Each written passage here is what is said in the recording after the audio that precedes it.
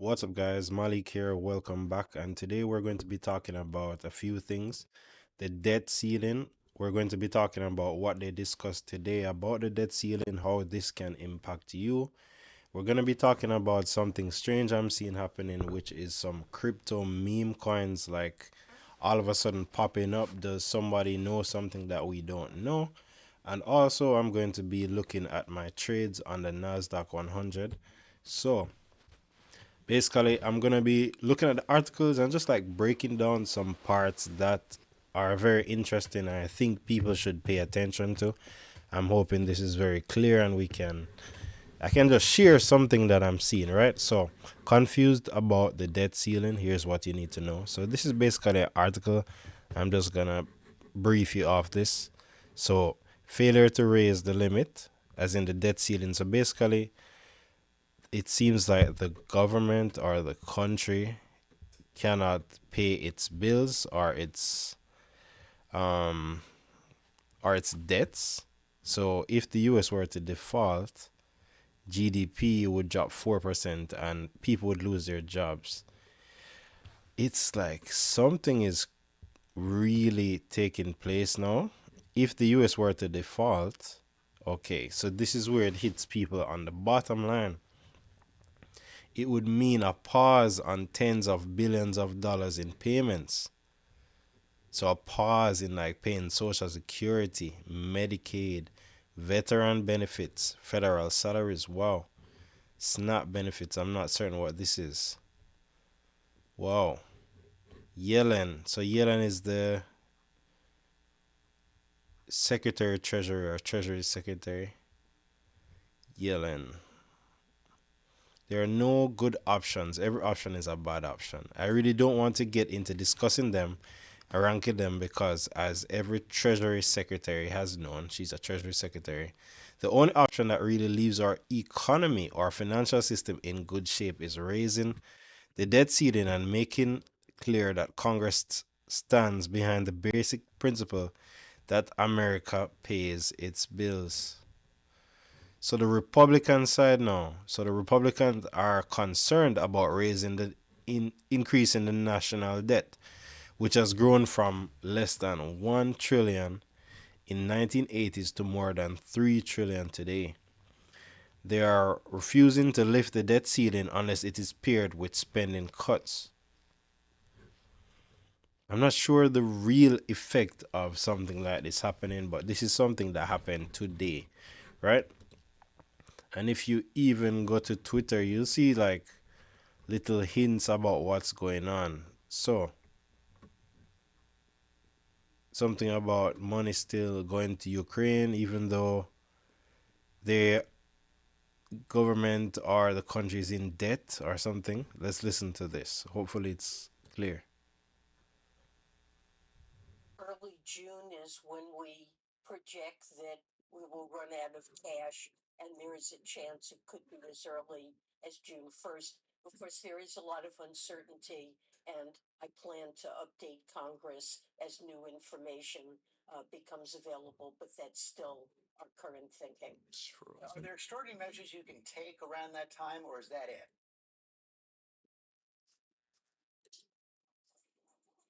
Well, really, that's it. We've been using extraordinary measures for several months now, and I don't know if my thing is frozen or it's just moving too slow, but you can see the video is not even moving. I need an Alienware. Alienware. cash. And our current projection is that in early June, the day will come when we're unable to pay our bills unless Congress raises the debt ceiling. What happens on that day? Let's assume, for the sake of argument, June 1st. What happens that day if the debt limit has not been extended? Well, Treasury finds itself in the position where we're unable to pay all of the bills that come due that day. And this would be really the first time in the history of America that we would fail to make payments that are due.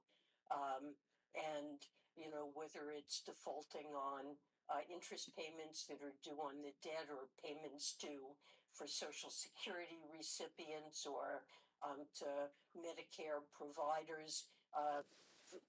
We would simply not have enough cash to meet all of our obligations. And it's widely agreed that financial and economic chaos would ensue. Early June is when we project. Financial and economic chaos will ensue if by June. It's May 9th. Like this video is May 9th. It's good that I can document this. It's May 9th. So hopefully something like this doesn't happen. Let's see how it goes over. So something I want to mention is these crypto coins. Like what's going on? Why are so many crypto meme coins coming about right now? They're getting a lot of traction. You can see how much people are looking at this. 360,000. So you know it's trending. A lot of people just kind of looking at this stuff right now. Let's actually listen to this. Bob is a movement. Hey there, you nosy humans. I'm Bob, and I'm not on a dip. Bob is growing fast. With over This is just a 210,000 crypto coin. followers and 15,000 holders, we're just getting started, baby. Bob is becoming the biggest Twitter figure in the meme coin space. So all you bottom sellers can suck it, because you're not going to make it in this game. My coin's going to make it rain like a strip club on payday.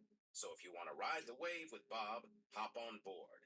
And if you're still not convinced, well, you can go dip your head in a toilet bowl and flush it. Bob is a freaking movement. Hey there, you. I don't know what's going on, but this is just a crypto coin.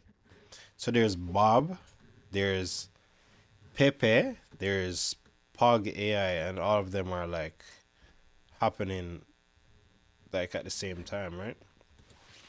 But let's even move from that now. So that was the debt ceiling. We talk a little about the crypto coin. You can actually go to a crypto coin website, coin market cap, and actually see. So this is PEPE now. It's getting a lot of traction, up 5%, up a good amount since it's came about. Like just to know there's money or liquidity for people to get into things like this is very interesting. I found this one.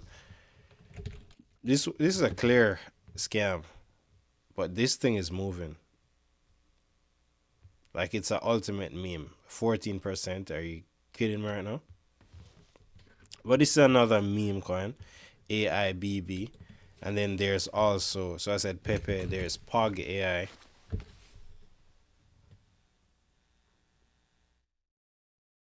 There's POG AI here. So this one also moving 9 million market cap, built on Arbitrum. It's not even expensive to build on Arbitrum. If I made one, would you buy it? Would you buy it? Anyways, NAS100, right? So on NAS100, and I have the other platform here. So it doesn't even show the trade. So I have the other platform here. Hold up. It's good? Okay, it's good. Should be one trade. So I only took one trade today. I just wanted to test a strategy, right? So what happened here today? It says 408, but that's you have to minus 3 from this.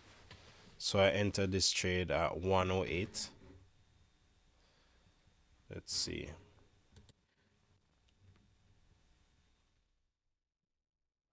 $108. It's on this candle.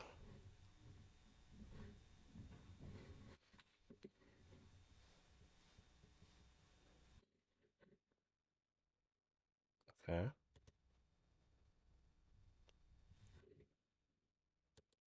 Does this look accurate? Let's see. I'm just not certain the exact time I entered the trade. looks a little confusing. This is saying 22. This is even worse. 22. Let me see. 13 228. The number's so round.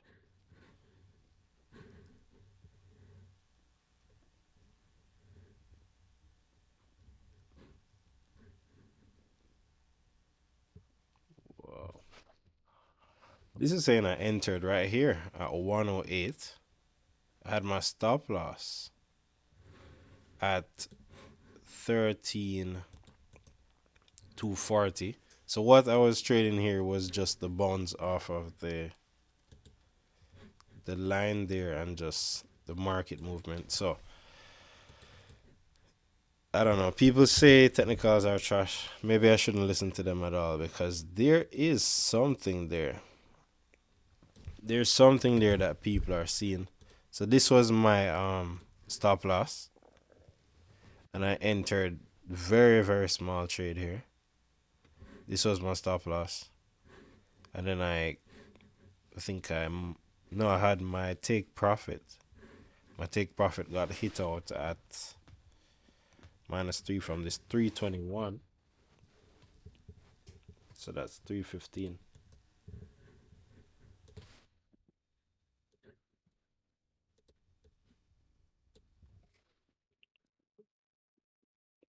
Zero, two.